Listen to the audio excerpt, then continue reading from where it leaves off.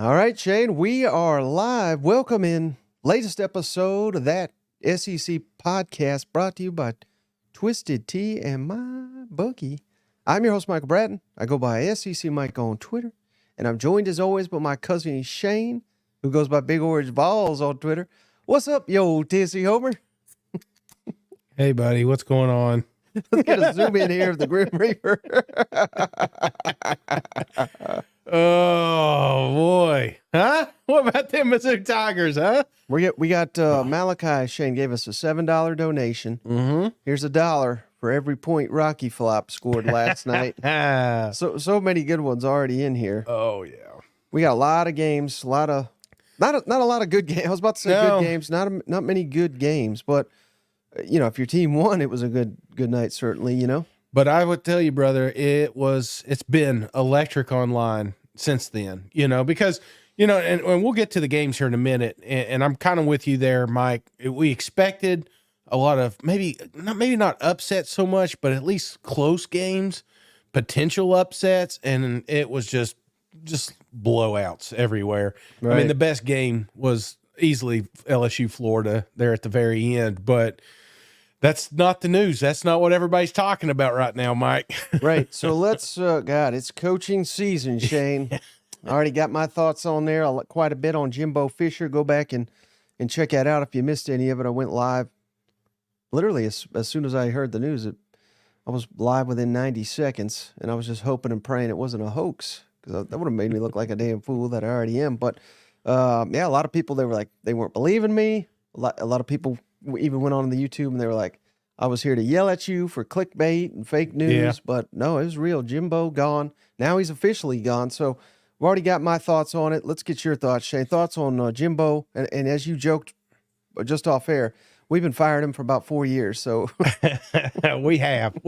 And I think if you listen to the comments, Bjork, he was saying we were stuck in neutral. And I think that's the biggest frustration part for me as an outsider, saying, hey, you should be here, but you stay here. And there's not the changes. And, I think the final straw was going out and force feeding an offensive coordinator in the system and still same gear. That's the frustration part. As the fans, that's what's frustrating following this program. Mm-hmm. Texas A&M, we all felt like you got Lane Kiffin, which we'll get to him here in a minute, talking about the best 4-3 team out there. It was just a joke. It's been a national joke for a long, long time. And finally somebody had to step up, put their big boy pants on and, say, if Jimbo's not going to change it, then we're going to change Jimbo. But man, a lot of freaking money on this buyout. Yeah.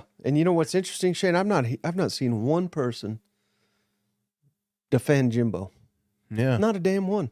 And almost every one of these firings, there's at least some players or coaches or somebody saying, man, we screwed up here. You know what I mean? Like, I haven't seen a damn one of them. No. And the only thing is exactly what you're saying. The buyout, we know that's an issue. No idea who they're going to hire. I think it's silly. All these people do. Here's the 12. Like, either A, they're just throwing shit against the wall and hoping something sticks, or B, they're getting fed information from agents. Yeah. That don't make the hire anyway. But right. They want their client out there so they can get more money. Pay bump where they're at. That's all this is. So anything you see otherwise, I think is just bullshit. Yeah. At this point in time. Now, if Billy Lucci comes out here and says Josh Heupel, they're targeting him or something, like, that's who I trust. You know what I mean? I'm just throwing a name out there. Yeah, that's a terrible name to throw out there, Mike. Obviously he didn't have a great weekend, but I still love Hype. And, again, I think that's what we're going to see. We're going to see the same old names drudging up. I've seen the Ole Miss fans like, here we go again, you're going to see some of these names pop off. You're going to see. It's not going to be Kiffin. I'll just tell you. No. I don't think it'll be Kiffin. I don't think it'll be Dan Lanning. I don't think it'll be any of these guys. I don't know exactly who it will be, but it's going to be a decision that's not going to be made this week, I wouldn't imagine, unless it's a coach that's not coaching. Now, that may be something, but other than that, brother, I think we're going to be wait and just listen. They're going to be, obviously, I think this leaked out a little earlier than it was supposed to this week, and So maybe that head coaching job will leak out as well. Well, and here's the thing, Shane. This is a silly comment from Zach. He says, Texas is smiling ear to ear right now. I think that's exactly the wrong message. I think this guy could not be more wrong. Yeah. Zach should change his name to, well, I can't think of something clever. I was going to say wrong, but you know what I mean? Yeah. Like A&M with the right coach is a threat. Yeah. A&M with Jimbo was never a threat. Right. And that's why a change was made. They got all the resources. They got some of the best fans. I don't know if you've seen the clips going around, Shane. Last night, that Mississippi State's awful. Yeah. We'll get to the game. And frankly, Texas A&M's not awful, but they're like average. Yeah. They're average with an elite roster. Those fans still showed up, Shane. 100,000 strong to support the Aggies when I would think many, many fan bases would not stick around to come to a game like that against a weak opponent where you're 18-point favorite. Yeah. Get the fans show up. You can get the recruits. You got they got all the money in the world by firing this guy. Everything is in place to be. And this is ridiculous. People saying, "Well, year 2, year 3." No, that's not the way football works. Not college football. Right. Not with NIL. Not with the transfer portal. You get the right coach in. Mm-hmm. Next year, you can compete. Yeah. We have seen it. LSU, Brian Kelly, year 1. Yeah. They didn't win the national championship, but they won their division.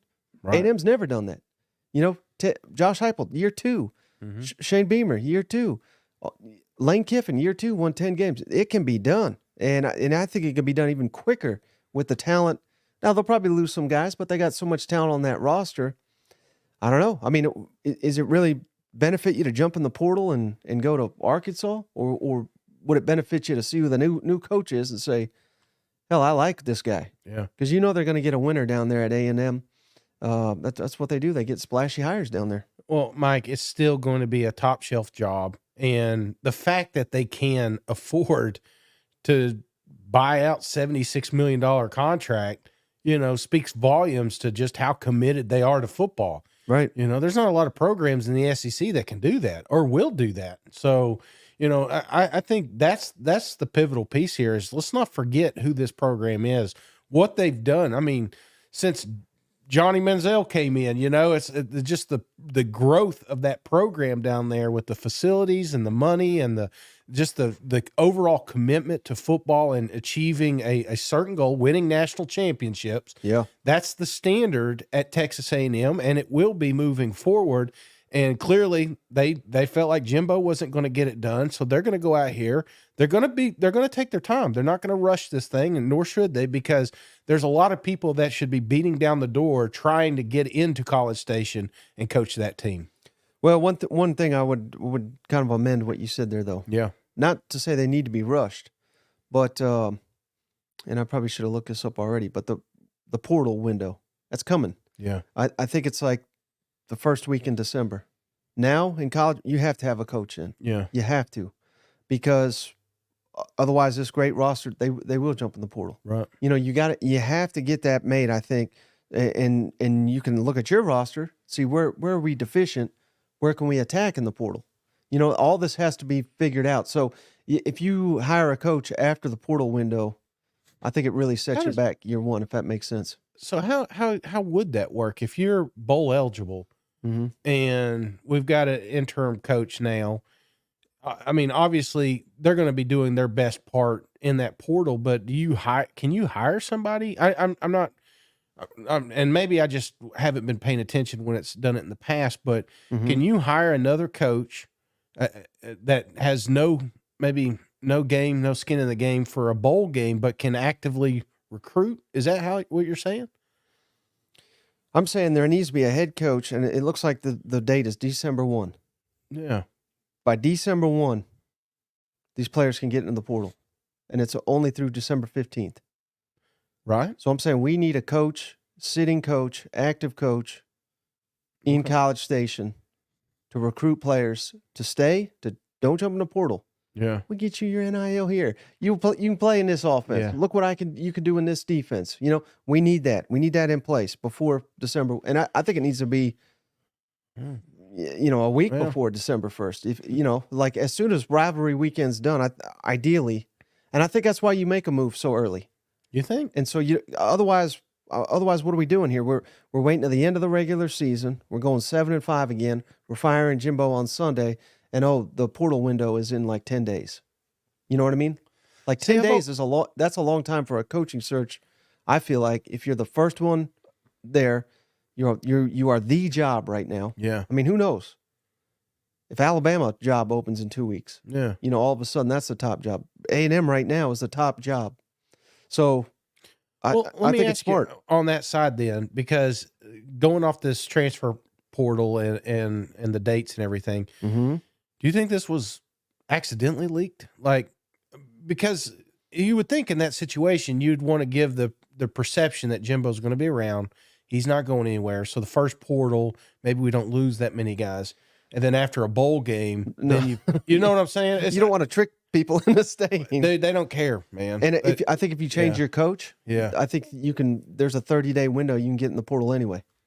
So that wouldn't. Yeah, I don't know. It just the timing seems a little bit off. After an ass kicking of Mississippi State. Well, I think they wanted to make sure that Jimbo didn't get enough momentum. Yeah. Sadly, you know what I mean? Like if he beats, I'll pull up their schedule right here.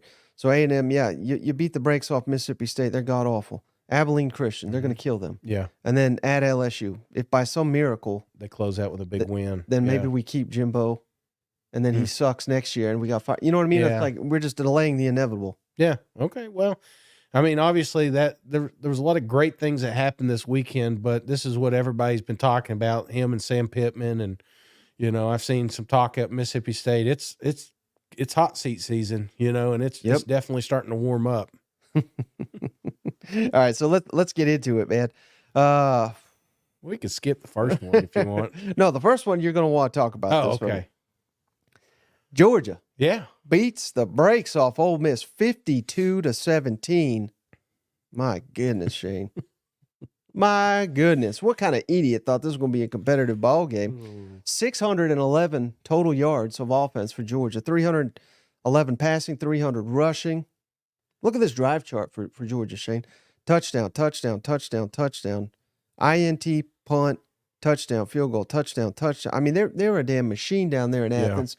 Brock Bowers, we've never given out comeback player. I have to give it to Brock Bowers, right? Comeback player of the year.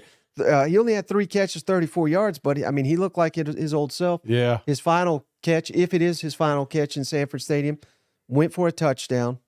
They just completely suffocated Jackson Dart, knocked him out of the damn game, held Judkins to 75 rushing yards, and I thought he ran hard. Yeah. But it was not near enough.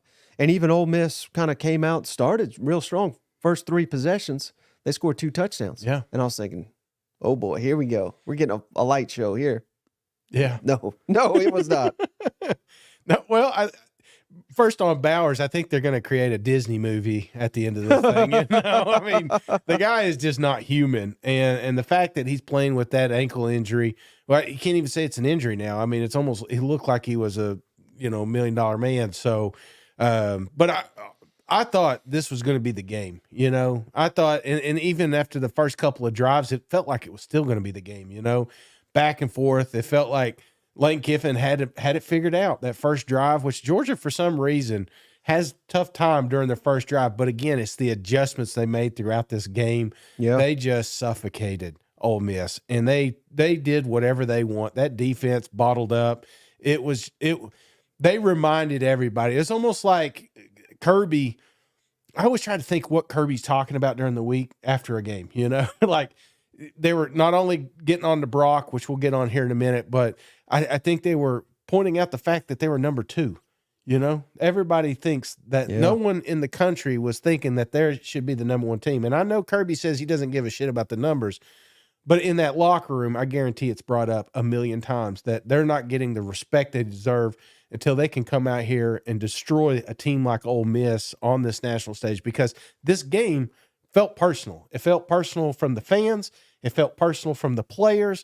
It was just an ass beating is what it boiled down to. And Georgia reminded everybody that being a 3-time national champ is almost impossible to do, but they're on track to do it.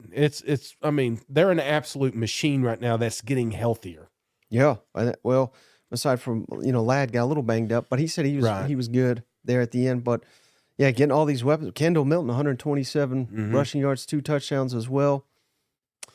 Yeah, I mean, it is funny, but it's true. It's like you're saying. It's like they took it personal that they were number 2, even though it's like even number 2, you're still everything's in front of you. Absolutely. You'll meet number 1 in the national championship, and you'll just blast them. But yeah, I mean, this is Georgia's another team. I mean, this is what great coaches do. This is what great programs do. They get better and better as the season goes on. Mm-hmm. And Georgia is just on a different level right now. They could have put up a 60 burger. Yeah. I think he respects Lane enough. He's like, 52, that's good. Yeah, let's put Vandy we taught him a lesson. Let's put Vandy in, No, and again, there was not a lot of chirping from Lane Kiffin coming into this thing, so I don't think that was part of the fuel. Right. A little chirping after the game, but this again, it felt like these boys just wanted to show. They knew everybody was watching it, and this was a highlight because some of these games, these Georgia games, were pushed early and nobody got to see them because they were mashed in with some other ones. Right. Everyone had their eyes on this whole mismatch up, and this is what people are talking about now. Who's the best team in the country? Georgia's the first one that pops up. You know? And so they clinched the East. Yeah. With their win or Tennessee's loss, which we'll get to that in a minute. But how about this comment, Kirby, after the game on Brock Bowers? Yeah. I want you to share what you said with me. Yeah. Because I don't think it was anything wrong, but I thought you hit the nail on the head. So let's play the clip first. Well, people called him and told him that, and those people will not be representing him, I can promise you that, because all I did was piss him off.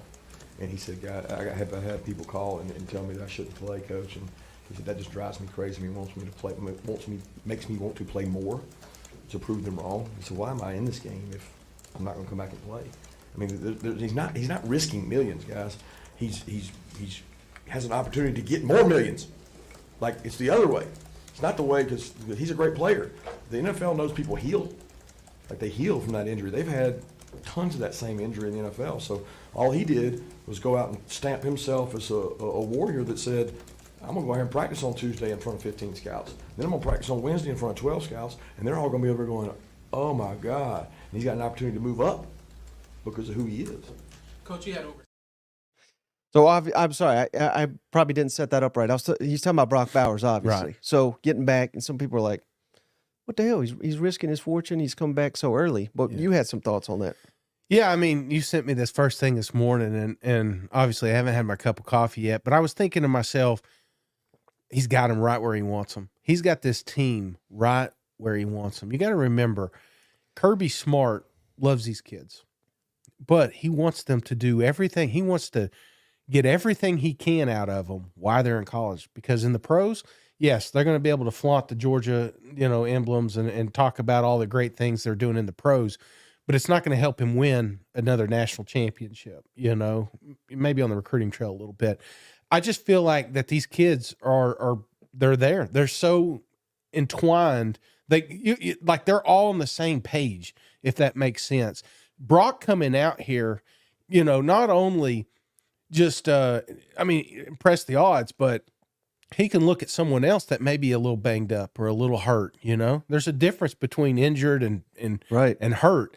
And are you injured or are you hurt? Are you going to come out here and play? Look what Brock did. They're setting the tone and the expectations in that program. And I feel like that's what makes Kirby great, is not only is he just a great coach and understands the game, but he was a player. And he's also a salesman, man. He is selling these kids on the idea of what's expected of them. And the fact that Brock came out shows me what kind of leadership is down there in Georgia. Right. And as I understand it, and I would assume Georgia fans know this at this point in time, but I don't know if the entire audience would know. It's my understanding, and obviously I'm not a doctor, but I talked to him. This surgery he had, you can't get hurt worse, if that makes sense. Yeah. So people may have thought, well, he's risking injury. This specific one, it's not going to get any worse, and so that's something to consider. But I think you hit the nail on the head, because, I mean, he's their top draft prospect, even though he's not. He'd have to go pro early. I'm not trying to ruin anything, but Come on. I mean, he may be we know quarterbacks go number one. Mm-hmm. Offensive line, if there's a good left tackle, will probably be up there. But other than that, it's going to be Brock Bowers. He's probably going to be like the number 3 pick in the draft. Yeah. And he's probably the best overall player, but he's not a quarterback. But if the future number 3 pick in the draft, who has already won 2 national championships, is probably going to win a third, he could shut it down and say, he's accomplished more than 99.9% of all college players ever will. But he's over there busting his ass to get back in record-setting pace to play against Ole Miss, which is not even for the division title. Next week is the division. Shut it down to the SEC championship. How many times have we heard that? Shut it down to the playoff, or just shut it down. He's out there busting his ass to get out there, not to suit up one time to start. He started the game, and he played for most of it, at least when it was competitive. And if you're any other player on that team, how can you not bust your ass? Yeah. The number 1 player, our top prospect, who has every reason in the world to shut it down, is not as he's shutting it down, he's rushing to get back. Right. I mean, it's just incredible. No, I mean I've seen this injury. We've seen this injury. I keep saying injury, but this surgery and the expectations of how quick it, is the return. And it blows my mind, because it's not like he is an offensive lineman that's just going front and back. I mean, he took some shots out here and he made some moves. He looked kind of like him old self. And imagine 2 weeks from now how good he's going to look. So yeah, it's just unreal. I mean, he's just, people they're going to rename kids. They're going to be naming babies after him one day. Shane, we just got a $10 donation. They want you. I think it's really me, but I'm just putting it on you. $10 to admit Cody Schrader, the best running back in the SEC. $10. Saturday, he was definitely the best damn running back in the country, in the NFL. I mean, that guy, boy, I don't know what magic pill he took, but I know he's been great all week, and we're going to get to that game. But I got one. Okay. I got another clip here, Shane. Lane Kiffin, he got some blowback on this one. He was asked after the game, how do you win these games? Mm-hmm.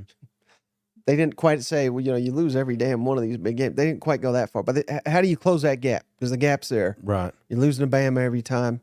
You just got embarrassed by Georgia. Here's Lane Kiffin's response. I mean, that's a good question. I mean, we got to recruit at a higher level, and I'm not blaming people. We got to coach better. But, at some point, whatever those stats are, we've signed 1 5-star, they've signed 24 or something. Those kind of do show up at some point. So we'd have to recruit it at a better level, do a better job recruiting. So got to do a better job recruiting. And you know what, Shane? I like how people jumped on him. Yeah. I get it. Just got his ass kicked. Basically saying we don't got the players yet, even though it's his job to get the players down there. But, you don't like to hear that right after a loss, but he's 1,000% right. Yeah. That's why Georgia's winning all these games. I mean, Exactly. Kirby's a good coach. I'll give him that, but he's got the best roster. Right. Nick Saban's got the best roster. And they're going to go down as 2 of the best college coaches ever. Well, Saban for sure. Kirby, if he keeps it up, maybe the best ever. Mm-hmm. But the key to their success is their relentless recruiters. Yeah. And they'll beat 9 times out of 10, they beat someone in a recruiting battle. Unless they're going head to head, then it's 50-50. You know what I mean? Absolutely. So you have to have the players. No, I'm not saying that's the only factor, but it is a big part of it, Mike, and the fact, like, Pop goes down, right? Right. And who comes in? Oh, it's 2023's 4th best linebacker in the class. Or we can go to this other guy, the number 2 linebacker in the class, So it's like, so there's a big difference, especially when you look at teams like Alabama, like Georgia, late in the season, when competitive depth, there's a gap in some of these teams, and we're going to talk about a few of them here in a little bit, that if we've got some injuries here, there is a noticeable gap between 1 and 2. Right. You don't see a lot of that with Georgia. And one of the reasons is the rotation.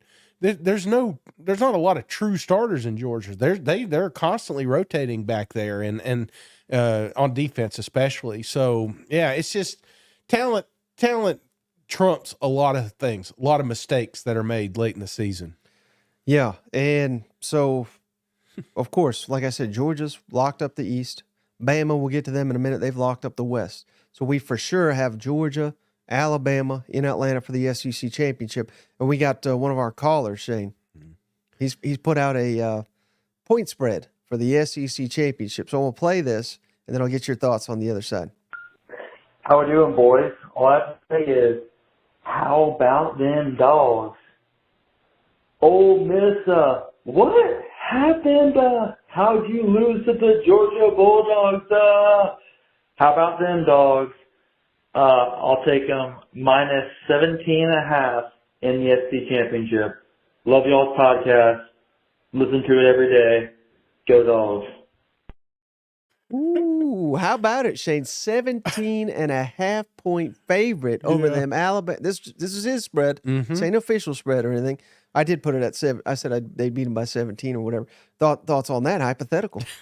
Well, cuz what happened, man? Oh, man. 17 points, a lot of points, but Yeah, you know, it's not going to be that large. No, I don't think it's going to be that high, but I still, at this moment, obviously, I think Georgia would be favored. Yeah. You know. What do you think? What do you think that hypothetical line would be? Well, you give me yours, and I'll give you mine. 9. I'm thinking closer to 5. Yeah. Georgia by 5. Yeah. Okay. I mean, I could be pushed either way, but Yeah. I mean, we're going to talk about Alabama too. I think they had a fantastic game. They've been having fantastic games, plural, but I don't know. Georgia took a huge step Saturday. That was a team. Idiots like Shane were thinking, hey, you never know, the stars line. This could be a thing. It's like, nah, this ain't a thing. We'll keep it close for a drive or two, but we're just going to show everybody how good we are. Oh, and I forgot, Shane. Right after I played that Kiffin comments, so naturally, and hell, I even made the joke myself. But sounds like he's looking at A&M, where they got all those 5 stars. I'm just saying. You know who has talent? Yeah. Oh yeah. Ole Miss. I mean, again. I'm not knocking Ole Miss this season either. They've had a fantastic run, and the fact that we thought that this was going to be a game was a testament of how good their season has been up to this point. I don't think, you could tell there was a little rattled out of the gate with Dart, just little, Jackson, he's not all over the place, but he's just not completely dialed in. When they opened up that drive, dude had a step. There was an opportunity to kind of take the crowd noise out of it a little bit. And Right. And I kudos to Georgia fans, man. That place was rocking. I mean, you could tell. I wasn't there, but on TV, man, it was loud the entire time. So, Right. yeah. Anyway, it was a hell of a game. Well, another hell of a game here, Shane. Mizzou 36, Tennessee 7. Yeah. It was a hell of a game if you were a Mizzou fan, Shane. The score was only 13-7 at halftime, but then Tennessee does what Tennessee does on the road, brother. 23-0, Mizzou won the second half. Eli Drinkwitz, SEC Coach of the Week, according to this show, and Cody Schrader, the man that I have doubted week in and week out on the Prize Picks, Shane. Never again. Never again. Cody Schrader, only player in SEC history, 200 rushing yards, 100 receiving yards in one game, 205, 116. Just incredible. Yeah. He was, I'm trying to think of a comp for that, but I mean, it was basically just put the team on his back and Tennessee can't stop him. And he just kept going and go. And how about, I mean, normally this is not an issue for Tennessee teams, but time of possession. Yeah. I think you text me, you're like, well, hell's Tennessee ever going to touch a ball? And it was like halftime when you said that. You know what I mean? I mean, time of possession, Unbelievable. 40 to 20 in favor of Mizzou. 255 rushing yards. And remember, this is against the SEC's number 1 rush defense. And the SEC's number 1 rush offense held them to 83 rushing yards. Yeah. Just a dominant in the trenches performance by those Missouri Tigers. I'm glad one of us picked them Missouri Tigers. Oh man, Mike, they beat the shit out of us. They just every aspect of the game, from offense, defense, special teams, coaching, everything. They got us. They got them Vols. They whooped their ass. That's plain and simple. That first drive was a testament to how the rest of this week's going to go, or the rest of that game. You know, when you could come out there and do a 48 play drive for 26 minutes, something like that. I even forgot the quarterback had to get on the bike just to stay warm over there, you know, just so he could come out and go 3 and out.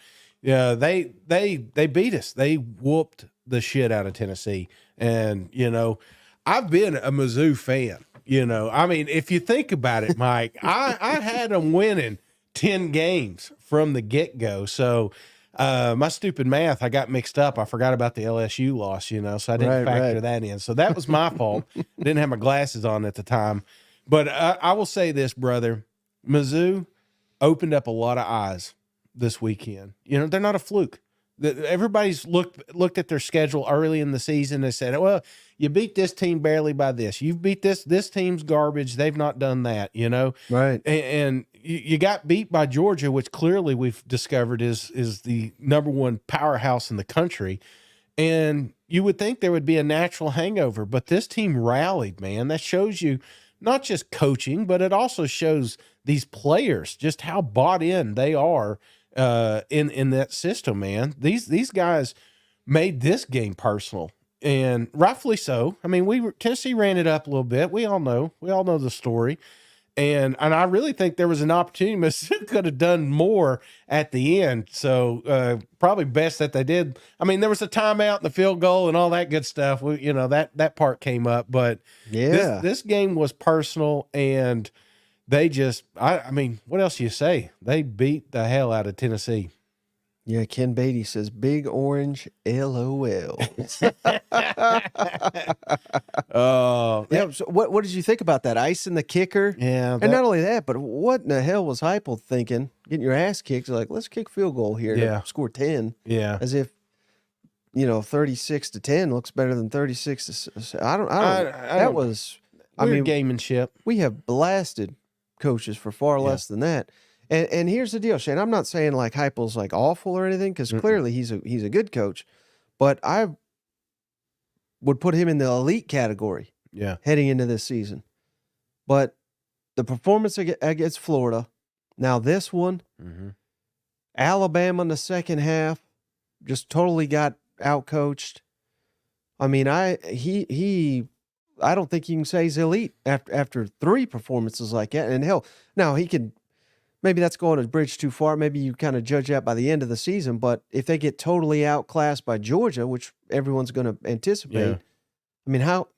Again, I'm not saying fire them. I'm not saying like they'll never be good again or anything like that. But it's like you can't be one of the best coaches in the game if you're getting outcoached by Billy Napier, who knows, he may be out of a job in a year. Eli Drinkwitz, they love him now. They wanted his ass gone 6 weeks ago. You know, you can't be getting completely outclassed by all these guys, in my opinion. Well, obviously, there's going to be some changes, and I think the most frustrating part of it is the lack of adjustments, not just during the game, but definitely at halftime. Right. You know, there just seems to be nothing there, and I'm not making excuses for them, but you know, this is one of those teams I was telling you about that there is a noticeable gap between ones and twos. And, you know, when you're thin at linebacker and you're thin at freaking wide receiver, and, you know, I mean, it's easy to say, okay, why does what worked last year not work this year? Well, you ain't got Hendon Hooker. You ain't got Cedric Tillman and Jalen Hyatt, you know? I mean, the offensive line's not the same offensive line you had last year. You can't just I think that's what happens a lot of times is you think, okay, we'll just plug and play. This system works. It's going to, I think Heupel's system works when you get the right pieces in play. But what I saw from this defense is, I mean, they just got decimated. They played soft in the zone. They let the flats go. It's like you can have anything you want. And kudos to freaking Schrader. That stat blew my mind that he's never lost a yard, on an attempt. Now I think he did lose one on this game, but it was the only one. This kid just somehow finds a way to fall forward 3 to 4 yards every time he has the ball. It felt at times like I was watching my high school football team from the 90s. You know what I'm saying? They didn't need to be fancy. They didn't need to be creative. They didn't need to get Luther and all these guys involved. They didn't need to do that. They just needed to get behind these big uglies and run Schrader over and over and over again. Why wouldn't they? Because it worked all damn night. And one of the things that a lot of people aren't talking about is that damn offensive line for Mizzou. I mean, you want to talk about respect. Those boys need to be taken out after too, because without them, Schrader wouldn't have 300 yards. He may have had 150, but it was a collective effort, both offense, defense. Mizzou they just beat the shit out of them. So many great comments, Shane, but this one stood out from Ninja. Yeah. Looked like me, Mike, and Shane trying to tackle Cody Schrader. Oh, I've never felt so nervous, man. Like you'd watch. So Schrader's coming through, and it's one-on-one with a defensive back. You're just like, he's gonna break his ankles, and sure as shit he did, and then got to get somebody else to track him down. I mean, how many attempts did he have? You got to how many rushing attempts? He had 35. Felt like 100. And Tennessee had 23. So Schrader, 12 more than the entire Tennessee. I mean, it was. And Brady Cook was taking off too on a lot of these third longs and converting too, I don't think this was the plan though, and that's what we get frustrated as a Tennessee fan is I think Eli went with it, like, hey, this is working. If I've got to piece together 28 play drives, we're going to do it. We'll do 4 drives and call it a game, and put Tennessee out 3 and out. It's, I mean, that's the part that's frustrating. If you like Heupel, is we've not seen some of that, just like game flow. Like you talk about, what's his name? Sampson last week had a freaking killer game and he got the least amount of carries what's that all about? Well, they didn't touch the ball. Well, but still, but it's still Small had more than him, and Wright still was out there. It's just, I don't know. I get it. There's a little bit of frustration there, but I mean, Jalen Wright had 7 carries. Small had 3. Sampson had 3. Well, at the time I saw this stat, it was like, it's just they didn't have the damn ball. Yeah, is what it was. But old Drake. Yeah, he's called. This is some great comments on Cody Schrader. Yeah, it was personal. He's trying to get Schrader up for the Heisman. So these were great comments here. Absolutely. If you're talking about the best player in college football, who's done more for his football team than anybody else, he's the leading rusher in the SEC. When's the last time the leading rusher in the SEC on a top 10 team wasn't considered for the Heisman? I think you'd be long. I don't know. Maybe Dave Matter, who works in our SID could look that up for us. But, I mean, I think so. I think so. Tonight's performance, look at last week versus Georgia. That hadn't been done in however many years. 3, LSU, South Carolina.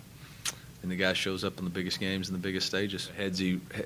Here's the deal. The way he runs is like you're going to have to sacrifice your body to tackle him because he's sacrificing his. It's like a big game of chicken, and he ain't no chicken. He ain't no chicken, Shane. He ain't, man. I wouldn't want to tackle him either. I just let him walk on in the end zone because he is a bowling ball, man, when he gets to going. And this, like he said, big games. Tennessee, big game. It was Gary. Got to listen to him one more time as a Tennessee fan. But it was a big game, CBS game, 3:30. That's tough. Especially how many times has Mizzou had a 3:30 game in November? Right? Doesn't happen often. Shows up. Even last week, against Georgia, he had over 100 yards, didn't he? I'm pretty sure. Didn't he have over 100? Yeah. But again, you watch Judkins, which we're just crowned him a potential Heisman candidate. He didn't have that. Right. Well, we got a great call. Shane, we had about, I'm trying to not to over exaggerate here. We probably had 35 calls from Mizzou fans. Yeah. And not a damn one of them mentioned me. They all mentioned you. What, the Mizzou homer? Me? But this was the funniest one. I couldn't play all 35, obviously. So this is the best one, I thought. Rocky Top, you'll always be living in a fantasy. Go home, Rocky Top, boo! Rocky Top, Tennessee.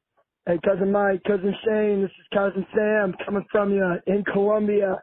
I just watched the Tigers wipe the floor with them sorry-ass Tennessee Volunteers. Screw Josh Heupel, big win for the boys, black and gold.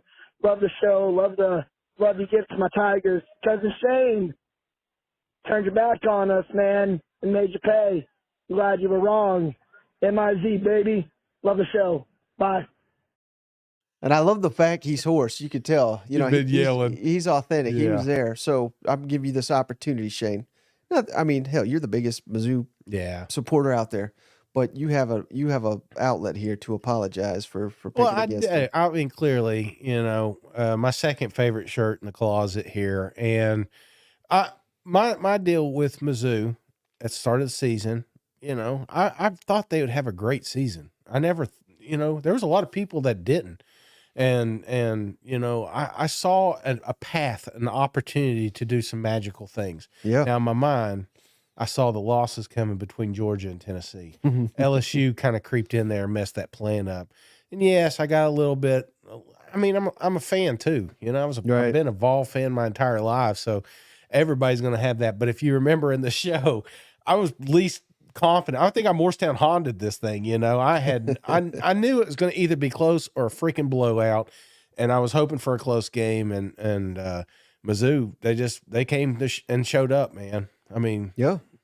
All right, that's all right. We don't have to ride your hard yard. Yeah, I mean, everybody knows. Now, how about this? This is another Mizzou question. This is like a comment. I don't think I sent this one to you, so I'll ask you about it on the other side. But this is a good point that this caller made. Hey guys, this is Cousin Alex over in Mizzou land. I just gotta say, M-I-Z, baby.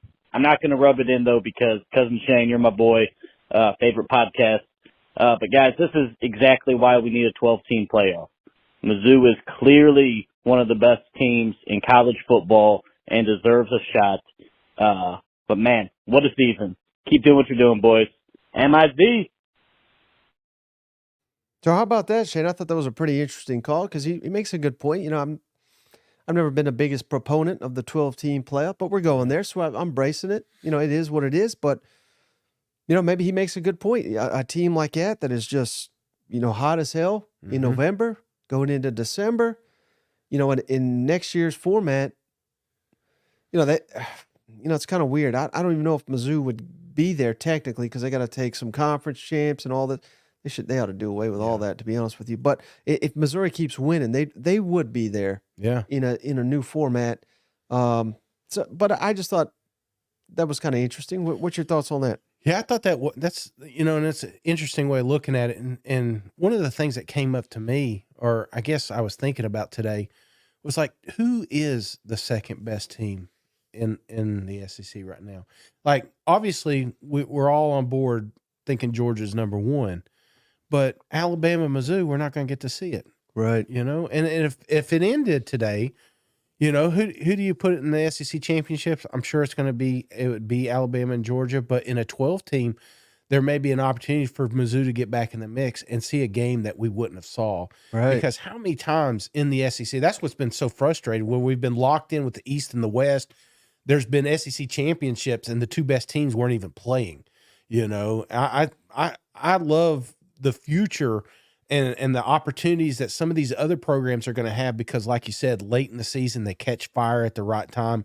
Maybe if you remove them from a home and home, maybe a neutral site or something. I don't know how they're going to do the college football playoffs, but, you know, if you can remove them from that environment, do we have a different game? You know, I always thought, what would the score be between Georgia and Mizzou at Mizzou? You know, right? Another sold out crowd, maybe, who knows? It could have went a different way. So, yeah, ifs and buts, can't do anything about it, but you look at what Missouri has in the pipeline, what they're doing on the recruiting trail. This isn't a fly by night operation. This is a program that has the ability to sustain this progression that they're making, which I think if you're a Mizzou fan, that should be the best part is, you know, this isn't our last year. You know what I'm saying? Yeah. And I'll tell you what, Shane, if Georgia and Missouri met again, I bet Mizzou would demand new officials. But you know where you don't have to get new officials, Shane? That's over at mybookie.ag today. Head on over to mybookie online sportsbook, mybookie.ag today, and use that promo code SEC, THAT and they're giving our listeners a $200 cash bonus today. If you head on over to mybookie, listen to the professor. He's 3 out of 4 you've won. And I don't even know. I don't know what your record is on the season, but I'm assuming it's just as good. So since you got those glasses, you've been on fire. If people are not heading over to mybookie.ag today, putting that promo code SEC, number one way to help the podcast stay independent, they are missing out on the professor's locks of the week. You know what? Absolutely. I was used to be so bad at bets, I would go ahead and get the shit that I was going to have to do, you know, like the mayonnaise or the whatever. No, I walked right by that pickled pig's feet. Right. You know what I'm saying? You can just stay your ass on the shelf, brother. All right, Shane, how about this one? Fireworks. This was kind of the best game of the night, but still, it was a kind of a lopsided one. LSU 52, Florida 35. And the difference, I mean, it's clear as day. One team had Jayden Daniels and one did not. Yeah. Because I thought Florida even played fairly well. And I know, you know, I got some more thoughts on them in a minute, but Jayden Daniels, co-offensive player we had to give him. Schrader love, Jayden Daniels some love. 372 passing yards, 3 touchdowns, 234 rushing yards, another 2. He had an 85-yard touchdown. He had a 51-yard touchdown. First player in college football history, Shane, 12,000 passing yards, 3,000 rushing yards. Gee. That's insane. That's never been done. I mean, he was red hot. Most yards Florida has given up literally in their football history, 701 yards. Jayden Daniels, and remember, he's got heads at a dark visor because he just had a concussion.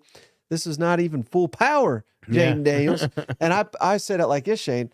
Remember the old NCAA video game? You can remake you can create a player all like make them all 99 and then just put it on freshman level and just dominate. That's literally what this looks like. Jayden Daniels taking the field against the Florida Gators. He is the Heisman winner. Yeah. We need to stop doing this award if this man is not the winner. If he keeps this up, because there's no one that is playing the game at his level, dominating the way he is. What was your thoughts on this game? Well, you know, again, it was a long Saturday of blowouts and individual performances because I don't want to overshadow what Jalen did earlier in the day. You know, we're going to get to him here in a minute, and it was funny because that first round, you're like, here's the Heisman performance we've been missing. 6 touchdowns. And then you got Schrader comes out the second round, and then he blows the doors off. 300 total yards. You're like, there's the Heisman. And then all of a sudden, you know, Jaden's like, hold my beer. I'm going to go out here and show these boys how to play. And I'm totally with you. The Heisman is the dumbest. I mean, it's the most coveted position or trophy in college football. Yeah. Yet we treat it like garbage, man. And there's people already sending in their votes, ain't there? I mean, you know what I'm saying? They're not even watching the rest of the games, what happens toward the end of the season. And what is it? Are you just picking the best guy from the best team that's going to a national championship? Well, if that's the case, let's just hold off and pick the winner at that national championship game, which is stupid because when I think of a Heisman candidate, I think of somebody that if removed, the team is just destroyed. And we got to see that last week with Alabama. Then he comes back here with the Florida and does another performance, puts the team on his back. T-Bob had a damn tweet out there with Spider-Man holding those 2 buses. Literally, that I thought that was hilarious because that's him holding this team together. And I feel bad for LSU fans, but I don't because they're watching freaking awesome football games every single Saturday. And because their defense is so bad that they get to enjoy these type of performances over and over again. So this is going to be the greatest season nobody talks about, you know, except maybe Jayden, you're talking about how great he was. Right. And so I'll get back to that in just a second. But, I mean, Graham Mertz still, he's playing well, Shane. What do you have? 311 passing yards. And, that's a hell of a day for most guys. Trevor Etienne, Yeah. 99 rushing yards, his first 3 touchdown game as a college player. And Florida was keeping pace with them for a good while. Yeah. They just couldn't do it for the entire game. And I'm seeing a lot of people, Shane, who has been the most harsh of anybody on Billy Napier, if you had to say, On this pod? or just in this universe? Well, there's Me. You. The Yeah, answer is yeah, me. I'm The answer just- is me. So I'm not I'd never sit back and defend Billy Napier. Sorry. Right? yes. But I'm seeing these fans. We gave up 700 yards. Mhm. What the hell's we got to, this is awful. Billy got to be gone, all this. Yeah. And again, I'm not saying that's acceptable. Mhm. It's for Florida, it's not acceptable. But we are in a situation, Shane, where I truly believe that LSU is this good on offense. At home, at night, Florida's banged up. Everybody LSU plays, they basically do this to them, Yeah. unless you knock out their quarterback. You know what I mean? I mean, they did it to Ole Miss. They did it to Missouri. They've done it to everybody. Yeah. And I don't think you judge Billy Napier on this, on one bad loss. Because, hell, I mean, he runs off. The offense scored 35. Right. You're going to win more games than not when you give up. No, you can't give up 52. But I'm not making excuses for him. But I think this says more about LSU being elite and really just not just one player, but one player has taken over the game at points in time. And I don't think hardly any defense could have really corralled him on Saturday night. So I don't put this on Billy, and I don't think this is like we got to fire Billy Napier because of this. No, I don't think it's like that for any of the remaining games. Florida is in a tough spot right now. They're fighting for a bowl, and they got to go against LSU. They got to go against who? Who next week? Mizzou. Yeah. At Mizzou. One of the toughest teams right now in the country. And then, Florida State followed that. Undefeated. It's not an easy road. We're mad at Billy because the shit he did earlier in the season. The mistakes. Losing to Arkansas. Absolutely. Those mistakes is what put him on the hot seat. You ain't gonna lose a job, but it doesn't help losing recruits in the process either, which Right. again, you said that's a loser's way out, I believe is the word you used, but you're starting to lose that little asterisk by you. Say, Right. hey, we didn't make a bowl, but look what we got coming. Well, yeah. I mean, I'm just saying, I don't know. Are you panicking at all, Florida? I mean, this was a big game for them, and I'm with you. I felt like they hung in there and they Yeah, had they're opportunities. This was no one was expecting them to win this game, nonetheless keep it close. And if a couple, I did. I thought it was, remember, a 3-point game is what I thought. Yeah. Well, I mean, historically, it usually is a close game, but majority of people out there expected this to be kind of a blowout, myself included, and I'm always right. So I just thought, this would be, him keeping it close like there, I think was a kind of a testament. Just, hey, they're getting there, and you don't get participation awards anymore, but it just feels like, I don't know, man, you can't fire your coach. Or even think now, I will about say firing this: him right now. he's got more losses at Florida, not even 2 seasons. Same number that he had at Louisiana in 4. Yeah. Now, again, much tougher at Florida. I get it, but that's not a good look. No. I mean, there's a lot of bad things. I just don't think that. I think this LSU, they're just doing it to everybody, you know. And again, this is not acceptable. Give up 700 damn yards or whatever, but I mean, again, they would have scored more on Bama. They knocked the quarterback out. 62 against Army, 48 Auburn, 49 Missouri. They scored 49 on Ole Miss, Right. 41 on Mississippi State, 72. This is an incredible offense. This is a national. If you thought LSU was winning the national championship, this is the offense. This is championship worthy. They just have no defense, and it's killed them. So let me If ask they you, had Tennessee's defense, which is not a great defense, but they have players, I think they would have won the national championship. I really do. well, I was going to ask you, if you took 19's defense and gave them to this team, which team would be the best? Because they talk about that being the best team ever. Which would you still be leaning toward Joe Burrow? Oh, and, yeah. And okay. Yeah. I was just curious.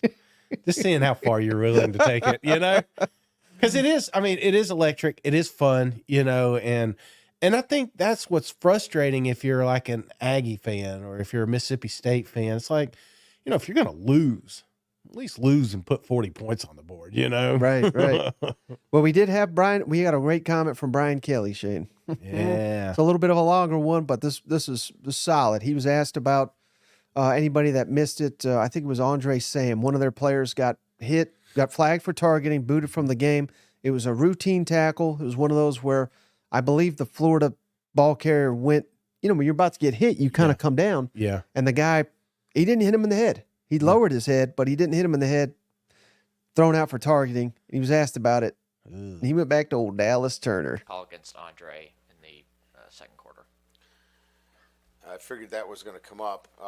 I needed to take a little bit more time to make sure that I was articulating this the right way. I just think that we're in a bad position in college football as it relates to targeting.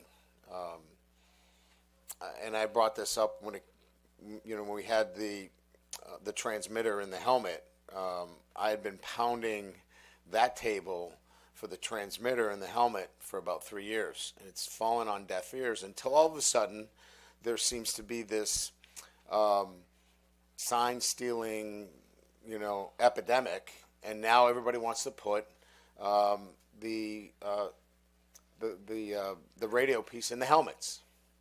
Well, we're going to get to that with targeting as well. When you have a situation like we did, where Jayden Daniels gets hit underneath the chin, driven to the ground, and is concussed, and it doesn't get reviewed, and then we have a play like tonight, which was a normal football play where a running back is lowering his shoulder, and we are trying to make a tackle. We're not targeting. We're not trying to lead with the helmet. We're just trying to make a tackle. We throw a kid out of the game. That is tragic. We're in a bad place right now, and we need to stop and figure this out, because there's a lot of words I could use, but it's tragic that we threw a kid out of a game because he was trying to play football. And whatever semantics, there's going to be a great explanation about this. Oh, he used the crown of his helmet, or he did this, or he did that. He was playing football. Last week, that guy that hit Jayden Daniels was trying to knock him out. You can say whatever you want, but that's what he was trying to do. Our guy was trying to make a tackle. So everybody's smart enough to figure that out. But we have two different outcomes. We got to figure it out. Got to figure it out, Shane. Yeah. I agree. He's 100% right. Yeah. And they're mad in the comments. They're like, we would have beat them even without that incredible player that scores seemingly that moment's notice, And this is something that you brought out a few years ago. We talked about levels of harshness of penalties. You just like you have a 15-yarder and you have a 5-yarder. Right. And I feel like that's where we need to be, because if you watch this play, I'm with you.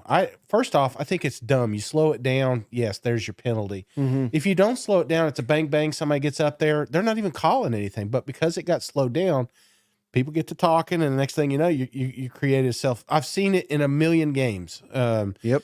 But then when you come off a game like LSU, Alabama, and you got that hit toward the head, you naturally, I would get why they're frustrated.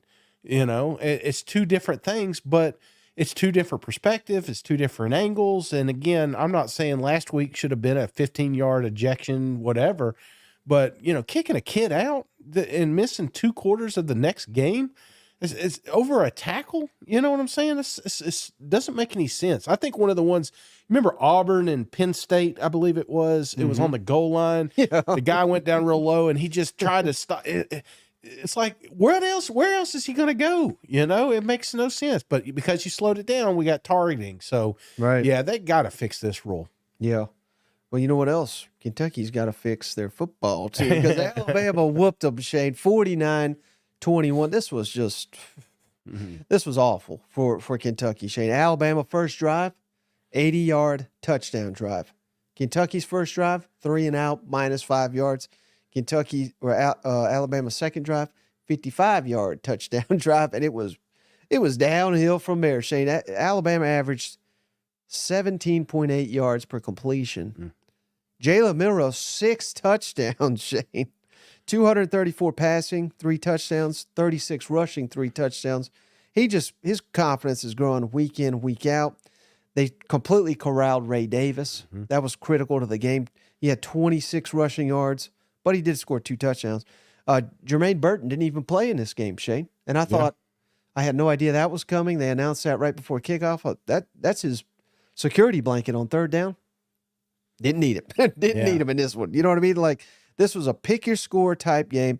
Kentucky had 5 3-and-outs, 2 turnovers, 1 turnover on down. Bama's defense locked them down.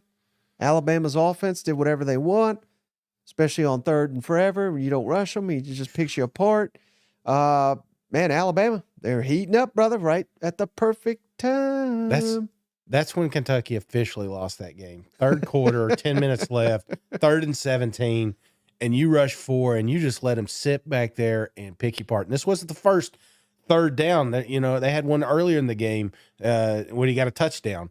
You cannot – you're Kentucky, man. You're Kentucky at home. You're finally getting a little bit of momentum back, and, you have an opportunity. You got him 3rd and 17. Bring the house, man. Bring the house. Force him to make a good throw. Nah, we're going to let him. We're just going to play soft and see, we got this, just like we've had the entire game.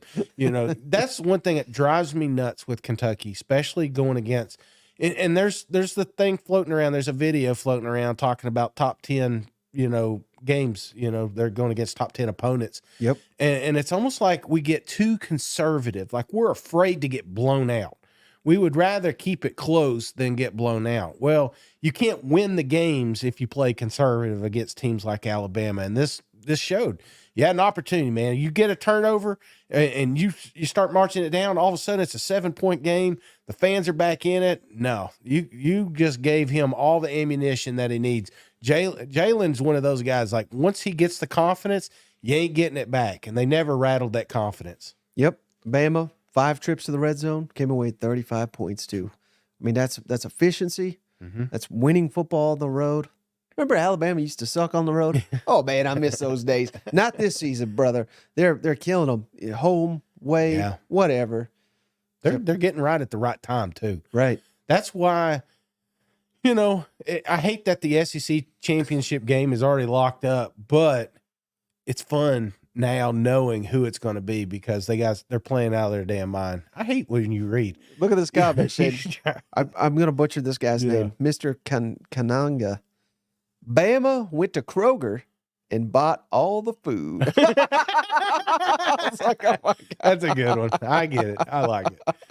See, you guys don't see it. The people listening at home, Mike's on his computer and he's reading these comments, picking out which one he wants to put up. And I know when it's good because you're over there giggling like a schoolgirl, Nima says, Kentucky lost this game when they recruited Devin Leary 11 months ago. He's not the reason they're losing, but he could have been on Bama's team, Yeah. Even Simpson came out and played a little decent. So. He did. And he it was kind of a ho-hummer that they blew their doors off. Yeah, I'm not taking much away from, like I said, the Alabama is the story here, in my opinion. Clinch the West. Absolutely. They're playing out of their damn minds right now. And one of the things, we're not crowning them yet, but one coordinator that's moving up my list is old Tommy boy. Really? We gave him a hard time. Listen, I still. Well, they came out, and one of the interesting comments I heard about him, is the offense that they're running now, some of the plays that they're running now didn't even exist in the playbook 3 weeks ago. Oh, yeah. I text him all the time, and I say, I can't wait to tell Mike because he gave you shit all off season. And I just think the fact that you can cater an offense and you see that's the progression that we're talking about. Some of these elite programs right now, some of the guys that are just playing out of their damn minds, like Missouri, like Georgia. They're making these adjustments throughout the season. So Alabama's right there with them. Michael Raleigh says Kentucky, the decaying dynasty. Oh man. All right, let's God, this is a rough one, Shane. Yeah. On the road, Auburn, big win, 48-10 over them Arkansas Razorbacks, Shane. Auburn had 14 points by the time Arkansas had 7 yards. Yeah. Yards, Shane, not points, yards. End of the first quarter, it was 21-3. Halftime, it was 27-3, and late in the third, it was 48-3. Just a complete no-show. Auburn, 32 first downs. Arkansas, 1 of 12 on third downs. How about the rushing yards, Shane? 354 for them Auburn Tigers. Arkansas had 120. Rocket Sanders, 8 carries, 0 yards. And we love Sam Pittman. He's one of our favorite coaches. He is our favorite coach, I'd say, right now. One of our favorites of all since we've been doing this show. And I'm not saying you sit here and fire the guy. I don't know. I'm too homered to call for his job. But I will say, losing 48-10 at home in the SEC, I'm not surprised. This is when coaches do get fired. When you get embarrassed at home in conference, you can't have it. No, you can't. Lock of the week, obviously. Oh, yeah, I way to want to go. point that out. But, Auburn is, again, they found what works against this team, and they kept doing it. 350 yards rushing. I mean, that's ridiculous in this day and age to keep somebody. I say that because Tennessee just got smoked too, but it's funny to me that we go from this fantastic game last week. We're on cloud nine. You're coming back to your fans. The place was loaded. The place was rocking. They want to win out, man. They want to make a bowl game, and everyone in that stadium again was expecting a win and didn't get it. And not just that, like you said, they got destroyed. It's the third down. I don't know, man. Arkansas may be the worst third down team in the country. I mean, you might as well just start punting the damn ball. You know what I'm saying? That's where we're at. And I think that's why there's so much heat right now. And there's a lot of smoke out there. A lot of people talking about Sam getting fired, and he may get fired, but you're going to get fired, like you said, by getting blown out by Auburn at home. Yeah. And we got to hand it to Hugh Freeze, man. He's getting his team. They're getting better and better each week. I was not buying it. Beating Vanderbilt, Mississippi State. Hell, Arkansas maybe just as bad as them. So I don't know, Shane, but the fans are confident. We got a great fan call. I'll jump to that in just a second. But Sam Pittman, after the game, was asked, if he's worried about his job here. Questions like this, I think you know that, but given the way the season has gone in this game here, are you concerned about your position as head coach? I'm not, and let me say why. Because it's never been about me being the head coach. It's been about me and these kids. So, but to answer your question, no, I'm not. Should he be, Shane? Yeah. He I'd hire him if we could afford it. I'd love. Imagine that. I know. You got a job if you want one right here, man. We don't pay, but well, we got a lot of cold beer though, Sam. And you're gonna need some. Actually, you're gonna get a nice little check if you do. So it's not like Sam's gonna be hurt; he'll be fine. But I hate it for him. And I hate it for Arkansas just because. I saw an interesting tweet earlier in our feed. They were talking about 2 years ago. Arkansas beating Texas, and that was like. To go from there 2 years ago to here shows you how one hire, maybe two hires, can destroy your program, and that's what I hate is that he went out on a limb, took a chance on Dan Enos, and I'm not saying this is all his fault, but they chose a path and it didn't work out, and it's like almost too late to. You're not going to get the 6 years that Jimbo Fisher did, Right. Well, I'll tell you, Shane, Auburn fans sure are thankful. that the professor That's right. did it again. And not only that, but we'll get it on the other side. They're feeling confident, Shane.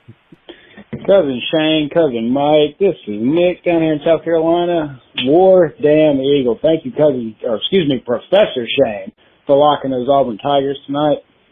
Sorry about you balls. I'm hurting for you, but at least now you don't have to eat pig's feet. I'm gonna go ahead and call it now. I got Auburn winning the Iron Bowl this year. Happy football Saturday, guys. War damn Eagle. Now, he's not the only one, Shane, but we had a multiple Auburn callers saying, we're going to win the damn Iron Bowl. Yeah. Hosting, I'll throw up their schedule here.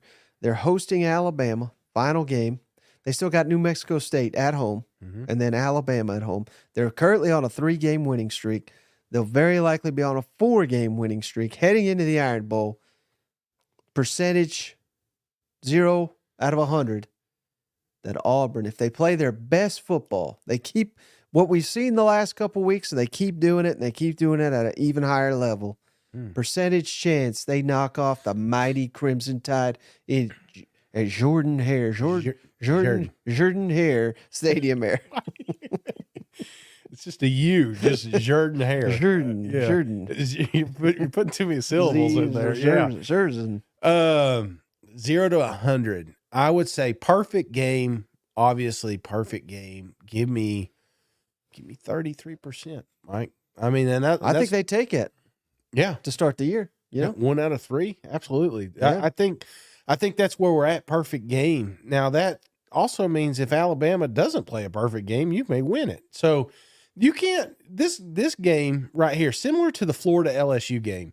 It's easy to say, all right, Alabama's going to beat the shit out of them, but is it? Because every year we find ourselves typically in a ball game that we didn't think was going to be a ball game. So, right. No, I think this is shaping up to be a very, very interesting matchup. And, and a lot of times, Alabama's going to the SEC championship, whether they lose this or win it, Does the foot come off the gas a little bit? Hugh Freeze wants a big win. So maybe I should bump them numbers up. Yeah, they're saying, you may have heard this before, Shane. Hugh Freeze, he's beating Nick Saban. Oh, yeah, they're going to use that one a million times. That'll be Gary's. Is that Gary's last game, right? Not officially, but officially. Yes. Yeah, we know it's going to be. All right, how about this one, Shane? We already covered their damn coaching fire, but A&M 51, Mississippi State 10. And this was embarrassing because Mississippi State runs back the opening kick, and then they get outscored 51-3 the rest of the way for anybody that missed it. Yeah. And this was A&M with their third string quarter. This ain't, Connor Wigman didn't just limp off the bench and go crazy. Jalen Henderson, never seen him play in my life. The transfer from Fresno, he gave him a real spark, a dual threat. And I hate to say it, Shane, again, I don't think this game had anything to do with Jimbo getting fired. Yeah. Surely they knew going in they were going to get rid of him. But you see in Bobby Petrino's scheme, probably a dual threat quarterback would have done him a lot of good, a lot sooner. And that's no just because Wigman's great and Max Johnson, he's not awful by any means, but still a mobile quarterback would have helped them tremendously. They played with passion. They played with fire. They jumped all over Mississippi State. Anybody that missed it, you didn't miss much, but Mississippi State started a true freshman, Chris Parson. Mm-hmm. He started the game, Shane, 1 of 5, 2 yards, 3 interceptions. Yeah. And so clearly he was just not ready for the moment, but they're just searching for answers at Mississippi State. They have no answers. It seems like they have no idea what they're doing. Mississippi State had 4 turnovers. That A&M turned that into 17 points. This was one of the ugliest games. And if you would have told me, okay, one of these coaches getting fired, I would have put the mortgage on Zach Arnett, who I still think is getting fired. I think it's coming at I don't know when, but it's got to be coming soon because this is disgraceful. Yeah, no, we're going to get to that one. It's tough. You don't want to bury a program. You don't want to pile on. Mississippi State, there's probably 3 of you listening right now. They know. Now, as soon as Arnett gets fired, they're back on because again, this is a program that typically wins at least 8 or 9 games per year. I mean, they are a good squad. They've got a lot of recruits in that state, and Mike's reading another funny joke. See, I don't know if he's laughing about what I'm saying or if he's reading something online. So I'm just not going to look. I'm going to look at the camera here. But I want to highlight this Texas A&M team a little bit, just because it's going to get lost. These names, a lot of these names, Nye Smith, Henderson's Performance. Some of these names may not even be here, next year. Right. And I hate that, because you felt it last night. It almost felt like a seniors night, and these guys coming out and having fun, putting some points on the board. That's all the fans wanted. That's all they signed up for is to come out here. And kudos to Jimbo for waiting 9 weeks to bring out this gym, because Henderson was like a breath of fresh air out there, having a guy that had the ability to move with his legs, but also, I mean, he got 4 touchdowns. Didn't even know who the kid was 3 weeks ago. Right. So, I mean, the talent, that's why we argue. The talent has always been on that roster. It's just the Jimbo's had problems unlocking it, and now it's just too damn late, I think you hit on something important there, Shane. It just seemed like A&M was having fun. Yeah. It was like a weight was lifted off them. Mm-hmm. And, of course, when you win by 50 points, you're going to have fun. But if they were playing that loose, I think all season, I think they probably would have beaten Tennessee. Absolutely. I'm going to pull up their schedule here. Maybe they would have beaten that. They got uptight. That's what happened against Alabama. They puckered up, and it started with Jimbo. Ole Miss, they probably wouldn't have won that one, but maybe Miami. You know what I mean? Like this would have been a very different season, I think, if we had saw this A&M. And again, this was the third string quarterback that had never started in his life, barely played at Fresno. He was like 4th string at Fresno last year, so it's not like they needed Jayden Daniels to wake him up or anything. You know what I mean? So, and defense, they're rowdy. They had fun. Lived in the backfield, and it was a hell of a performance. And again, it's going to get lost because of all the Jimbo talk and everything. But it just again goes to show how exciting that base that program can be with the right guy in charge. So brighter days are ahead. I was laughing earlier. I'm going to throw up this comment, Shane, from Nima. Pittman and Arnett are going to start a podcast in a month called Old Cold Beer. That was good, I thought. All right, how about last one, Shane? South Carolina 47, Vanderbilt 6. Fat guy touchdown. Defensive lineman Alex Huntley scored the first touchdown as a tight end. Rattler did as well as I thought he would in this game. 28-36, 351 passing yards, 3 touchdowns. He did have a pick, but that's basically the highlights. They did whatever the hell they wanted in the passing game. We got to see the young freshman quarterback, Lenoris Sellers. He came in, 36-yard touchdown, looking like Cam Newton out there. But I'm not trying to take away from South Carolina, because a week ago we were wondering, can they beat Jackson State? They totally outclassed Vanderbilt. So credit to them. They got to keep this up so they can make a bowl game. They have to win out. They got Kentucky at home. They got Clemson at home. They keep playing like, yes, they'll get there. Yeah. But my main takeaway from this game, Shane, is just Vanderbilt's awful. And it looks like they have quit on their coach. And I hate to see it, because I thought we were building in Vanderbilt. I really did. They're done. They're done this year. And this game got a little weird at the end, didn't you think? Spencer staying in there as long as he did, throwing up. It's like, is there some bad blood between these two programs or what? I like seeing the young kids come in. And because I think, nobody wants to talk about it in South Carolina because they're still fighting for a bowl game. But, you got a dude back there that can sell some tickets for you next year. Get 36-yard touchdowns, nothing to sneeze at.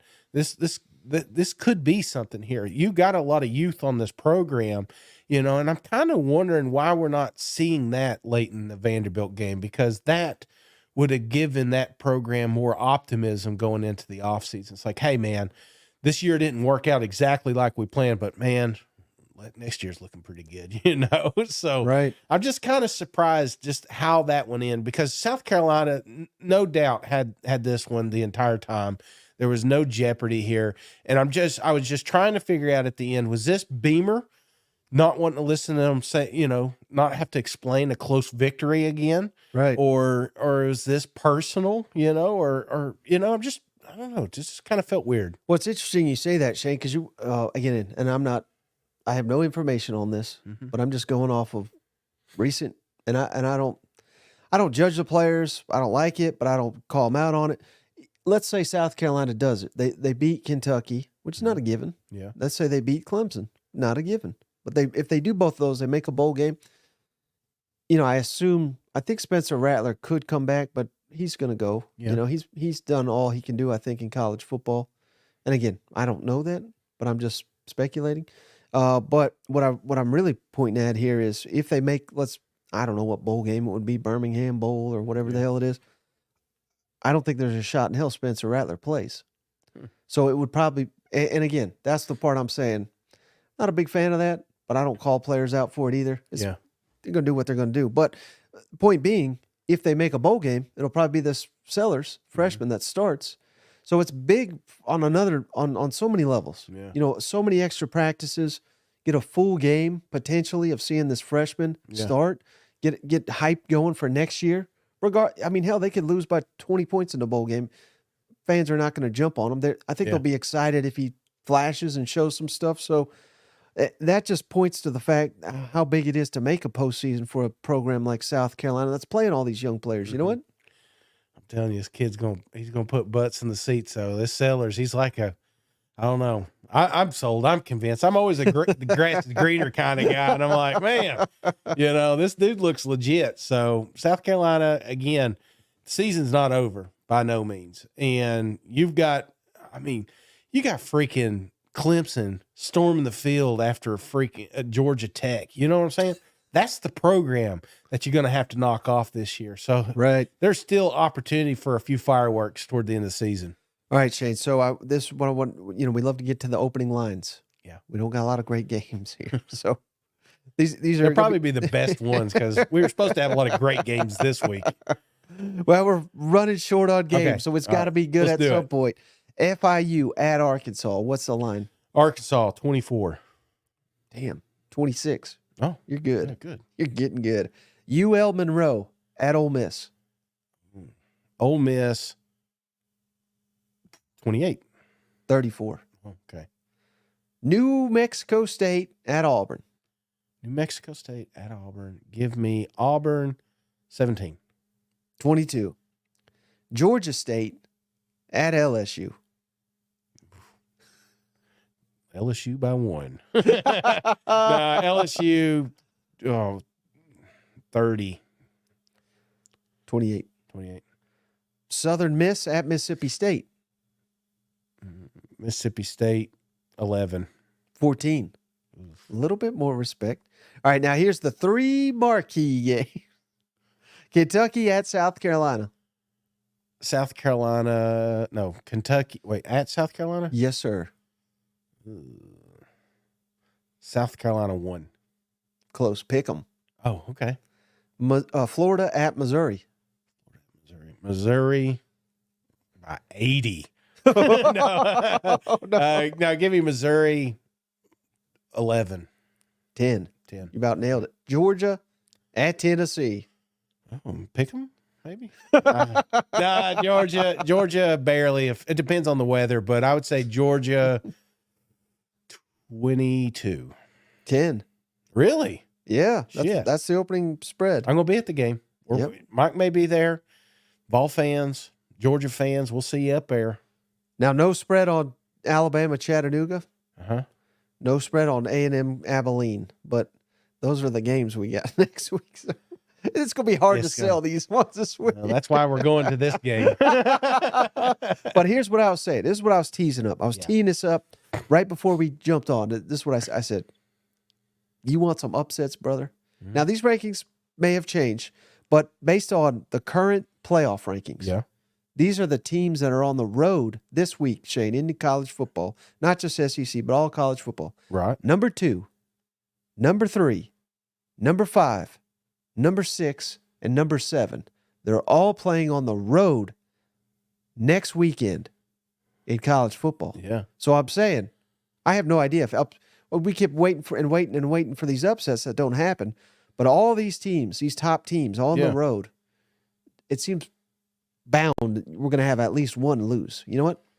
No, it doesn't, because it never happens, Mike. You know what I'm saying? So you're saying Tennessee's got no shot? No. I mean, obviously, because I'm an idiot and I get on this.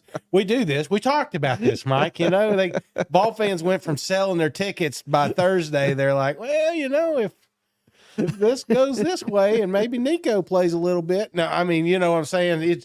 That's just we're homers, but I want an upset. I do. I truly do. And if it happens to be Tennessee and Georgia, I'll embrace it. You know?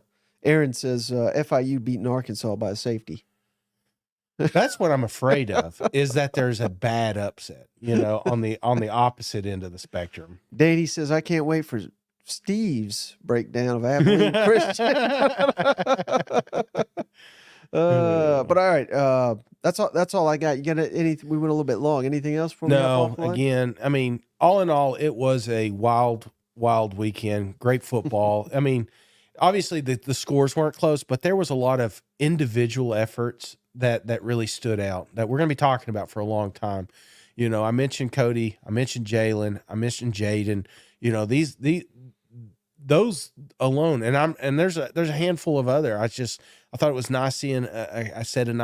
Seeing him in the end zone. There was some dudes really took a step forward this weekend, and you know, and I think that was the true highlight. But fans, half the fan base had a hell of a weekend. The other half, they're drinking cold beer with Cousin Shane. Well, I appreciate you, brother. I appreciate each and every one of you for hanging out, especially those on the live show. It means a lot. And we got a bunch of donations this week, so I really, really do appreciate each and every one of those. And appreciate you, buddy. So we'll catch you on the next one. See you guys. MIZ.